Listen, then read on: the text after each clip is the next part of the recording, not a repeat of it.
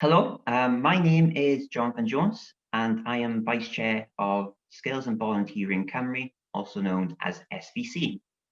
And welcome to SVC's Spotlight on Various Careers.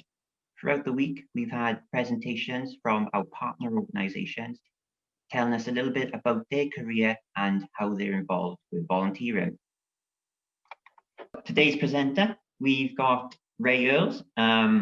He sent us in a pre-recorded video, so you can still post questions to me if you'd like, or alternatively post them on Flipgrid comments after the meeting.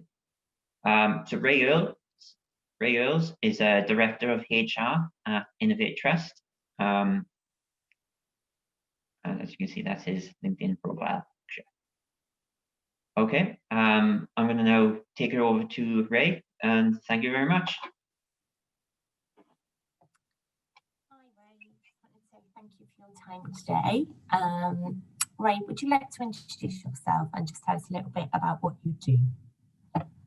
Okay, hello. So yeah, my name's Ray Earls, and I'm the HR and Payroll Director at Innovate Trust, who are a Cardiff-based charity predominantly working in supported living. My role itself covers the HR and payroll team, and then I also cover the IT sort of side of the organisation and some of our skills and wellbeing projects as well. So, Ray, could you tell us a little bit about your career path and maybe a little bit about your education and how you got into the role you're currently in? Yeah, sure. So yeah, I obviously did my A-levels, then went to university down in Portsmouth, and it was there I was doing like a business studies degree, and it had like a sandwich course, so you had to do a year in industry as part of your degree. In my second year, there was like a module about human resources. It was still kind of there wasn't like specialist HR degrees back then. It was mainly sort of like an add-on for business studies. So I took those modules and did a module called Organisational Behaviour with a guy called Laurie Mullins. Was just the nicest man you could ever wish to meet, and he had like a textbook that I really got on with, really found it interesting, and just attending his like lectures and seminars sort of got me interested in that. And then as a result of that, thought I wouldn't mind trying like a role in HR. So when it came to my industrial placement year, I like looked out for HR roles, and I was fortunate enough to be offered a post with a company called Becton Dickinson up in Oxford to do like a 12-month placement there, which ended up being 14 months because you were meant to do sort of September. No, sorry, it was meant to be 10 months, but I ended up doing 14. So yeah, and then they called me back to go and help them out in between my university holidays and my final year. And it was during one of those holidays they said that they'd like to offer me a job once I graduated. So I literally finished my university exams on a Friday and started my job. I'm back with Becton Dickinson on the following Monday. So yeah, I didn't unfortunately get a chance to go travelling or do anything like that. I was straight into working. So yeah, I was with BD, they were known as, for a while, and then I moved back to the Cardiff area and got a job with Bernardo's. I was there for a good few years. Absolutely loved working for Bernardo's. Brilliant place to work, lovely people. I was mainly covering recruitment, selection and onboarding for Wales and the Southwest. And then over time, they sort of went down into specifically Bernardo's Cymru.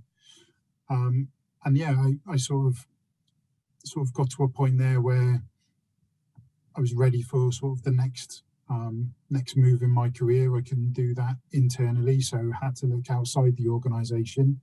Becton Dickinson was in the private sector.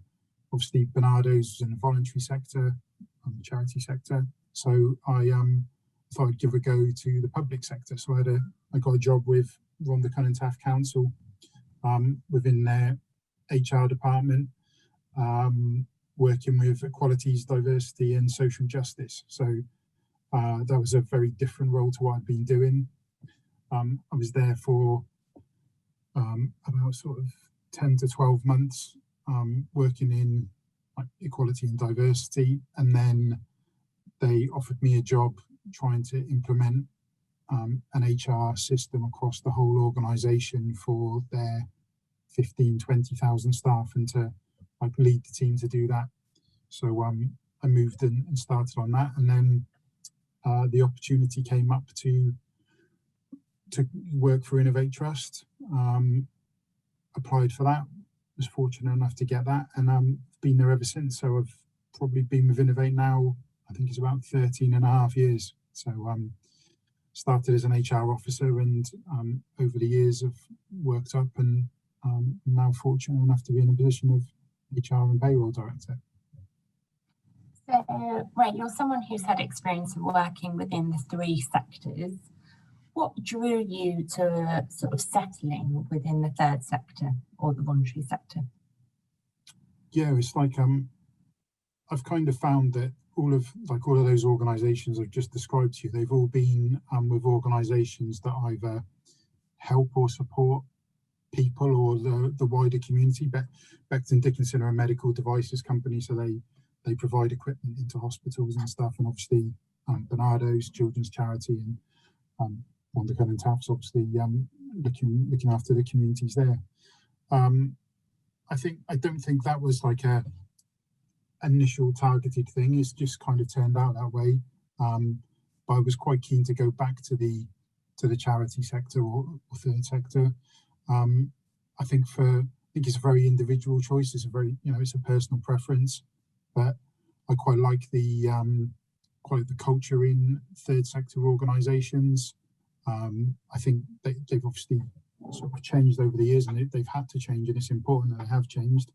But I think there's scope to do a bit more, and to actually you don't sort of have barriers in place to change things. So in private sector organisations or public sector organisations, very, very much if there's new ideas or you want to change things, that has to go up the chain, be discussed. Any queries come back down the chain to go back up the chain before they get decided upon. Whereas you've got a bit more autonomy in the 3rd sector, and you're able to sort of try things out and get things implemented a bit quicker than other sectors. So as someone whose roles have allowed you to see a lot of recruitment, meet a lot of applicants and a lot of candidates, do you feel that there's an advantage to people who have volunteering experience when they're trying to apply for opportunities? Yeah, I think volunteering plays a crucial part when it comes to recruitment. I think what I've found over the years is that the amount of people applying for roles at the moment is so competitive, and is certainly sort of increased over the years, particularly in the 3rd sector, which seems to be quite a popular area of work now, whereas it maybe wasn't as such sort of 10 to 15 years ago.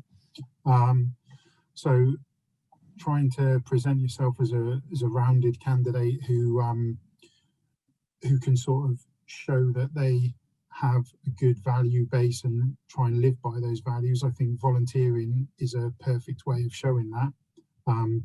It also is able to give people a flavour of different skills and attributes which could be applicable to a number of different roles that they're going for. And I think it also gives people really important interactions with different client groups, and gives them an understanding of the day-to-day challenges that a lot of our community have to sort of face and experience, which sometimes we take for granted, You've kind of touched on it a little bit there by saying, Ray, that it's particularly competitive in the current climate, and that the 3rd sector seems to be very popular currently. what advice would you give to people who are currently trying to get into the third sector or currently trying to get into HR? What can they be doing? I think for something like HR, I think people need to sort of be quite realistic in that how things are at the moment is that there tends to be a lot of sort of first entry level roles which come up a lot more than sort of certain higher roles within HR. For me personally, I think it's really important and useful to have that grounding and, you know, to do some of those tasks which aren't very glamorous, like, you know, going through personnel files, putting like reports together, and just actually sort of seeing what's in there and how they're made up and how organizations deal with different things. I think that's really crucial, because then once you move on to more senior roles within HR, you've got a good idea of all of those things. So you're aware of systems which are in place, you're aware of processes, and you're then able to tweak them or improve them. But at the very least, you're able to have an understanding of sort of different processes in place and why they're there and why they're used, and, you know, that they safeguard staff and why things are used. And I think I picked up a lot of experience just from reading correspondence between some of the organisations I worked for and the staff or candidates that they were dealing with, like, you know. So whilst it's, like I say, not the most glamorous all the time, it was really useful, like, you know.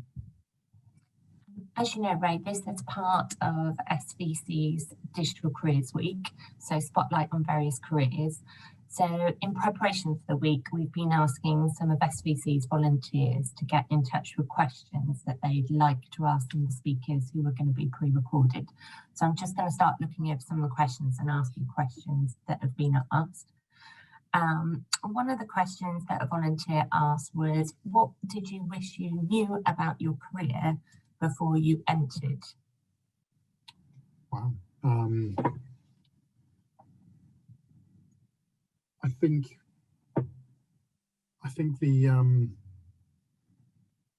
thing that I wish I'd have known is that however much you think you may understand theories and stuff that are presented in your studies, when you then deal with people on a day-to-day basis, sometimes that theory can be applicable, but other times it goes totally out the window, because, you know, every individual is different, and you just can't sort of regurgitate what you learn from a theory perspective and just apply that to individuals, because everyone's unique, and you have to you have to prepare yourself for being put into situations that you just couldn't ever imagine being put in. Another question, thank you, Ray, is what skills do you feel are important attributes to have to work within human resources?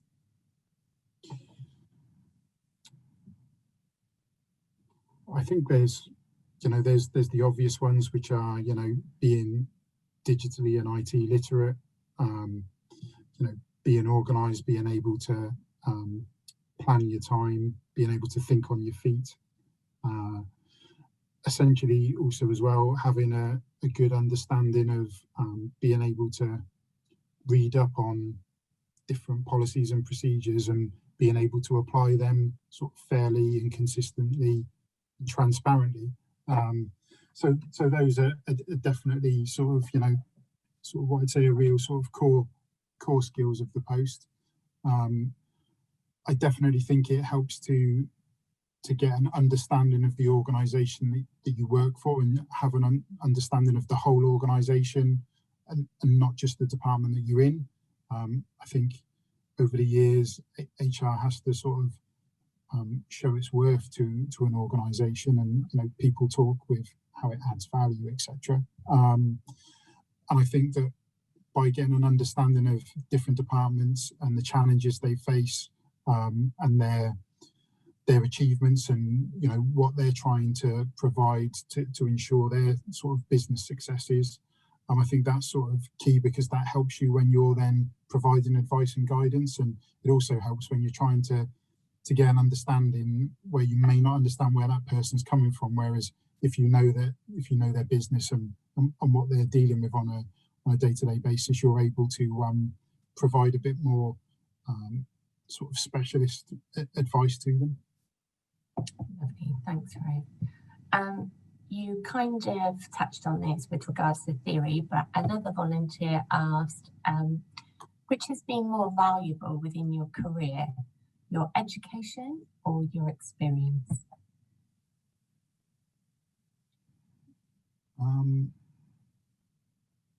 Yeah, that's an interesting one. I think if I didn't have my education, I wouldn't have been able to have got the experience that I have.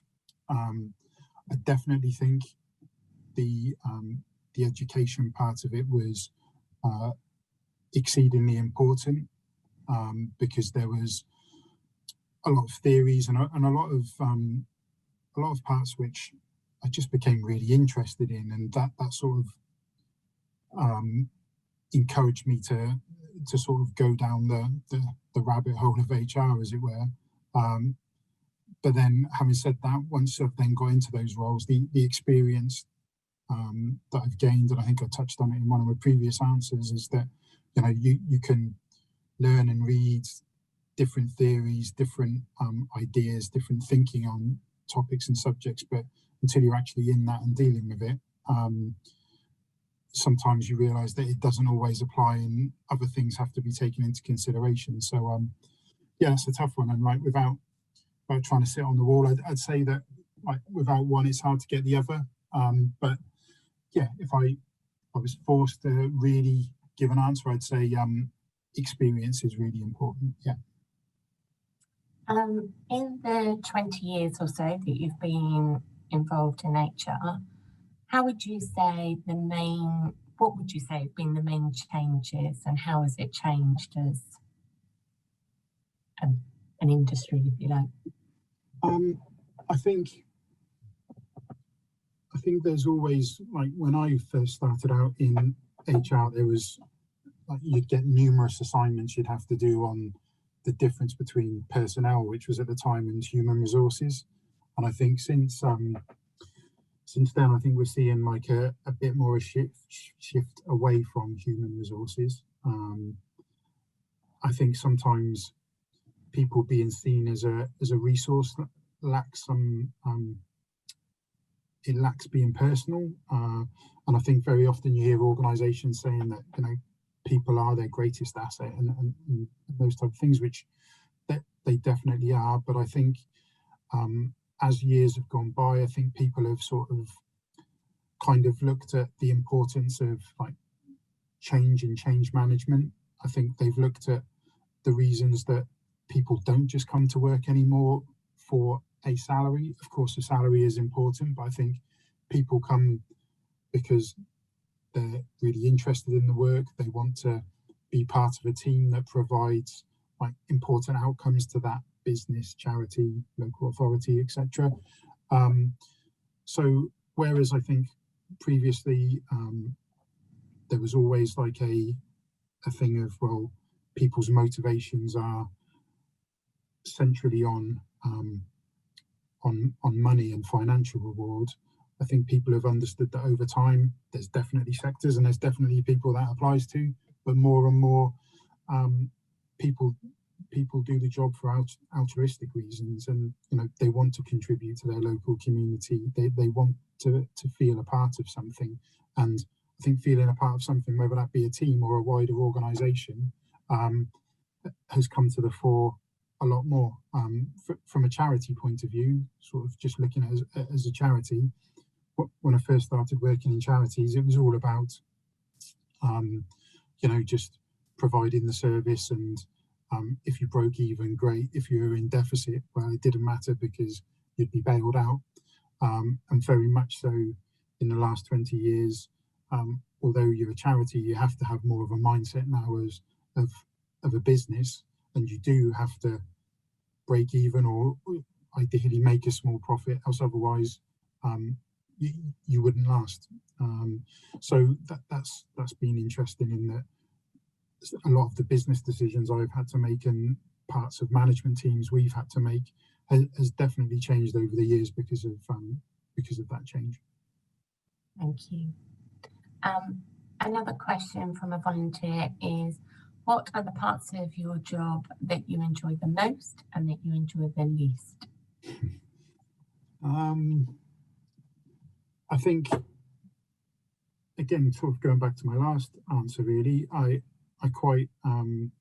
think the best part of my job is, in a very small way, I, along with my colleagues in the team, contribute to the wider organisational goals in ensuring that the people we support live like as valued a life and as involved a life as they want to within their local community. You know, we're not there at the front line providing that like vital support to those people, but we're sort of in the background making sure things tick over.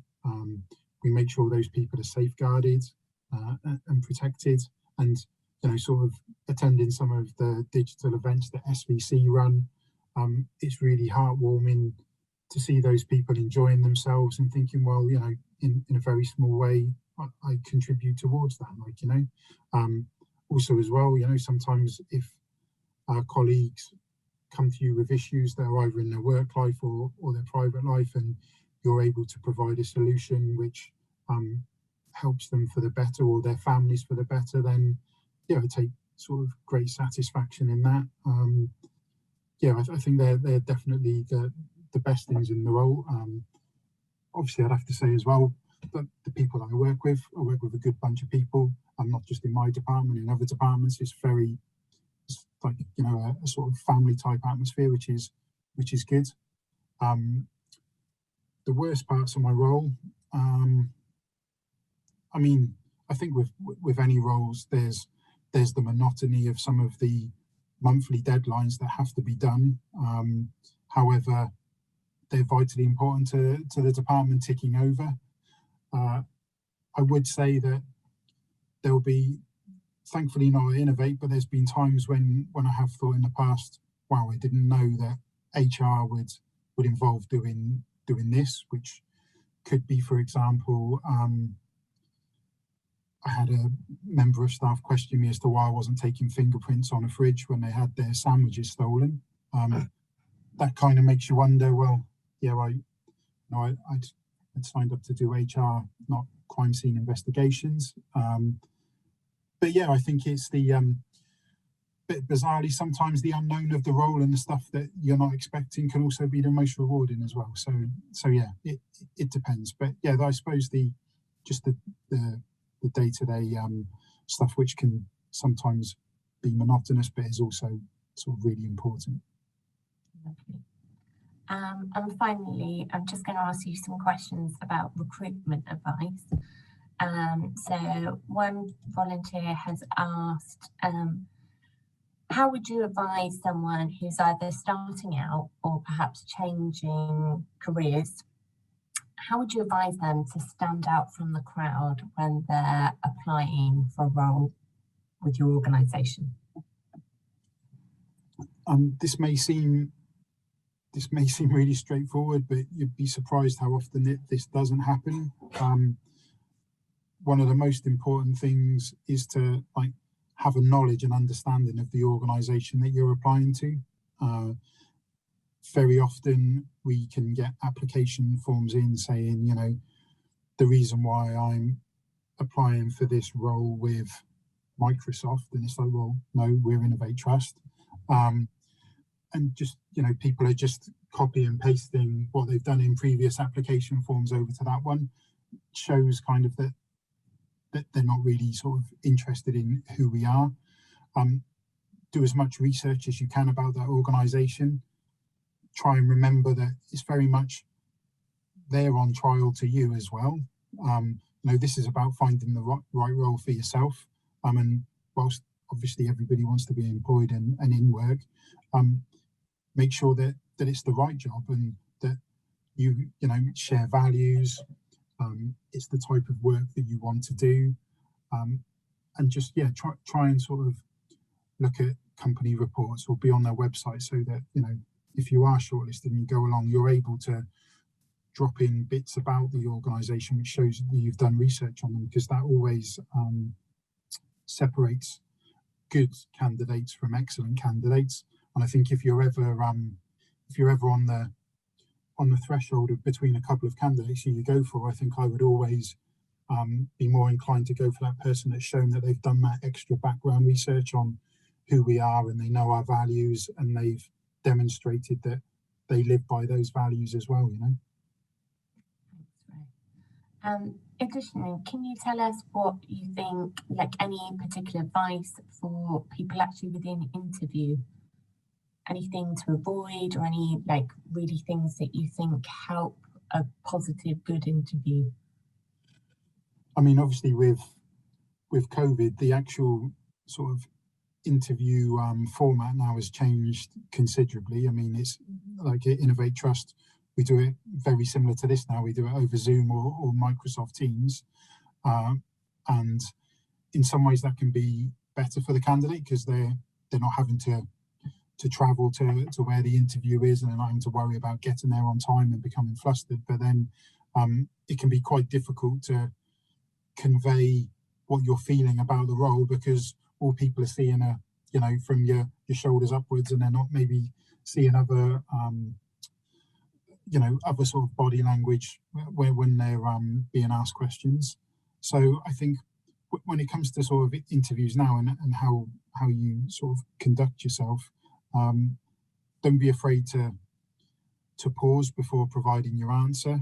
Try not to panic when the inevitable computer crashes for whatever reason, or you lose your signal. I think organisations are very sort of understanding of that at the moment. I think we've had to learn a lot about that over the last few months, and really just go in with a few sort of aids prepared as well, which you can always sort of refer to, and it's probably one of the benefits of this type of thing. I'm wondering why I didn't do it before this one, but you can always look down at notes as you're providing your answers, which sometimes is a bit more difficult in an interview setting in an office space, So yeah, try and think about it and utilize it to your own advantages based on your own strengths. Lovely, thanks, Ray. And finally, have you got any last words for people who've maybe just recently graduated, or people who are sort of experiencing unemployment at the moment and are trying to find a new role? You got any advice or words of support for them? Yeah, I mean, now more so than ever really is a hard time for people who are actively seeking employment. I think it's a real fine balance with where we're at the moment between finding the role that's right for yourself and finding a role which will bring in an income to live. So I think my personal advice would be to keep looking for that role which means everything for you, and when you see that role, engage that organisation, find out as much about the organisation and the role as you can, and don't be afraid to have a conversation with an HR department about that. But at the same time,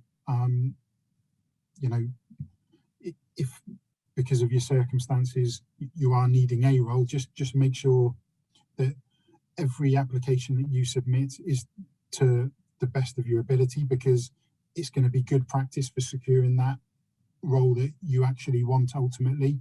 I don't think anybody at the moment would ever criticize people for moving between jobs at the moment, whereas I think previously, years ago, people would always ask, well, why are people moving between roles so frequently?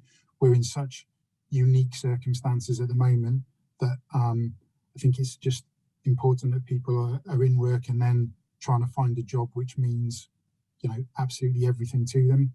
If you don't get that job that you want the first time around, don't be afraid to ask for feedback. so you're able to, when the next opportunity comes up, put in an application that's even better, and always ask for feedback on your interviews as well, because again, if you don't get that first job that you want, it's useful to take that constructive feedback to find out how you can improve, so you're ready again for the next opportunity that arises. And yeah, these are really, really hard times, and just keep at it, because the right role is out there, and all that hard work that you've put in for your degree or qualification will pay off over time. Lovely. Thank you, Ray. Thank you for your time. Yeah, thanks for speaking to us. Okay, cheers, take care. Take care. Bye-bye.